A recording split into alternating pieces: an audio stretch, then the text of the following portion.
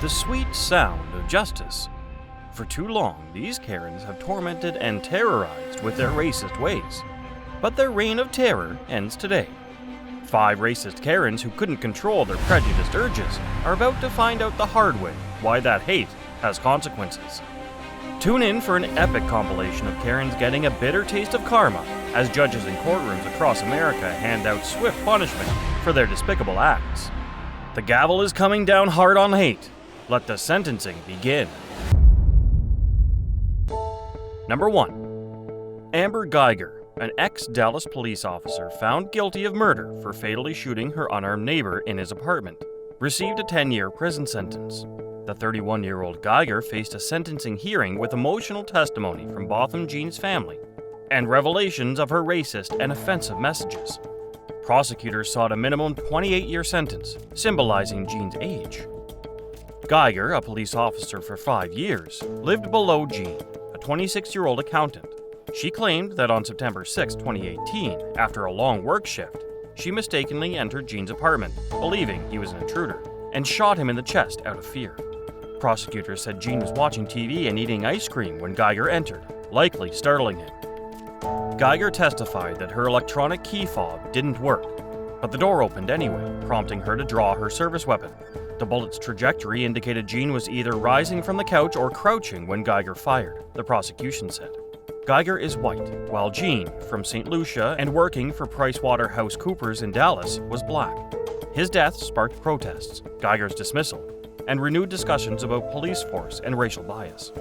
Dallas County prosecutors utilized Geiger's police disciplinary records, messages, and social media activity to assess her character and argue against a lenient sentence.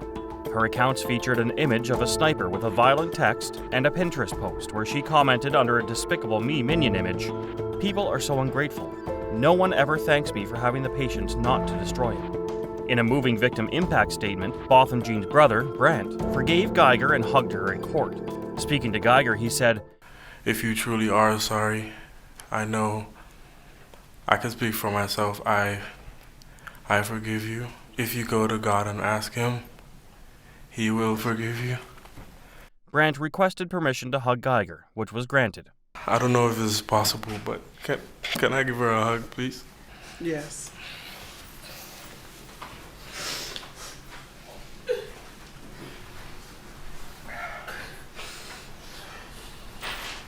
They embraced for nearly a minute amid audible sobs in the courtroom. Number 2.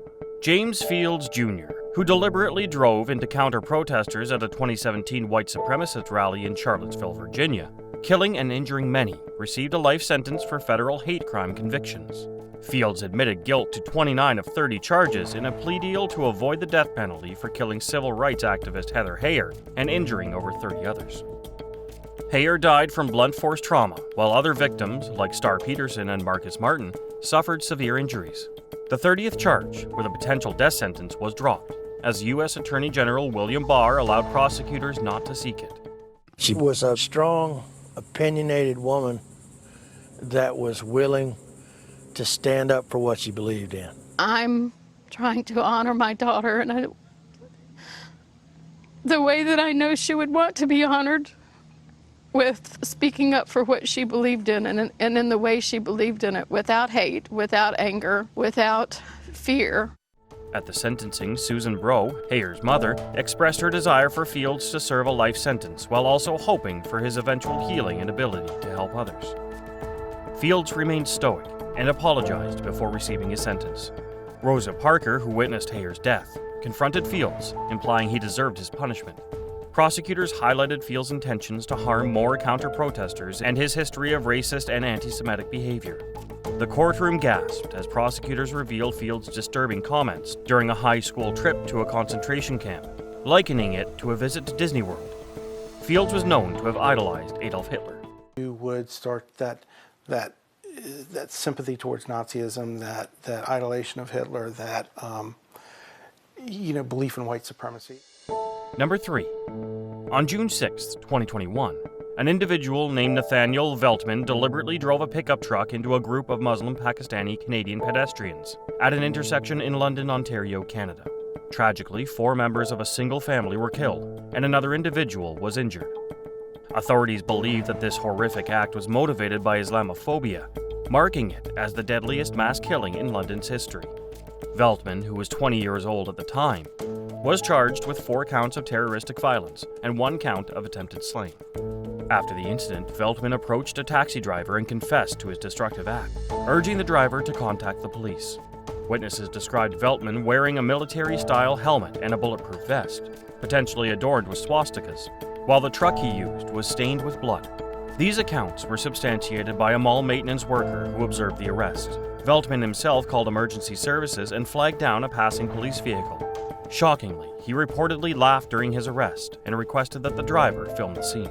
Veltman's trial, presided over by Justice Renee M. Pomerantz, is scheduled to commence on September 5, 2023, with a projected duration of 12 weeks.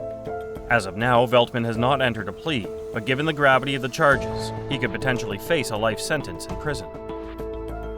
Number 4. A Georgia couple, Jose Torres and Kayla Norton, received prison sentences for shouting racial slurs and threatening black individuals at a child's birthday party in 2015. Judge William McLean sentenced Torres and Norton to 20 and 15 years respectively, citing racial hatred as their motivation. The couple was found guilty of aggravated assault, terroristic threats, and violating Georgia's Street Gang Terrorism and Prevention Act. As part of a Confederate flag supporting group, they targeted black families in counties near Atlanta. In Douglasville, they hurled racial slurs at a birthday party, and Torres threatened attendees with a shotgun Norton provided.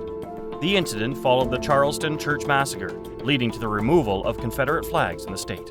That is not me. That is not me. That's not him. I would never walk up to you and say those words to you, and I'm so sorry that happened to you. During their sentencing, Torres and Norton wept. Facing the victims, Norton acknowledged her culpability and expressed remorse for her involvement in the offense. Number 5. 3 white men convicted of killing a black jogger were sentenced for federal hate crimes. Travis McMichael, his father Gregory, and neighbor William Bryan were already serving life sentences for the murder. They will serve additional sentences concurrently with their state sentences. In February 2020, Ahmed Arbery was jogging in Brunswick, Georgia when he was killed. The elder McMichael suspected Arbery as a break-in suspect, though no reports were filed. The McMichaels, armed with guns, pursued Arbery in a truck, with Bryan later joining. Travis McMichael testified that Arbery never threatened or brandished a weapon during the confrontation. Upon exiting his truck, McMichael shot his shotgun at Arbery during a scuffle. An autopsy revealed Arbery had 2 chest gunshot wounds and a grazed wrist from another shot. The case became a focal point for racial justice protests across the U.S. All 3 men were convicted of federal hate crime charges, including infringing on Arbery's right to use a public street due to his race and attempted kidnapping. The McMichaels were also found guilty of a weapons charge. In court, prosecutors depicted the defendants as harboring long-standing disdain for black people, evidenced by their use of racist and derogatory language in public and private settings.